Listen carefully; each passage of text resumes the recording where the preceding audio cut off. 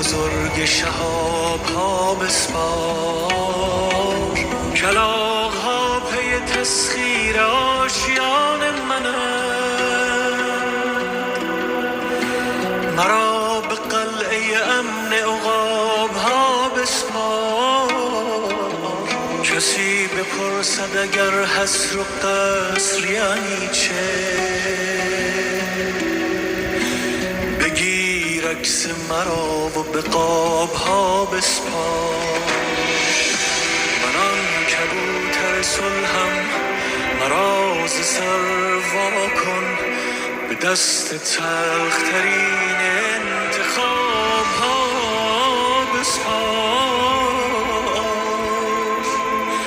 مرا که آتش سودابه ها حریفم نیست، به شرط صلح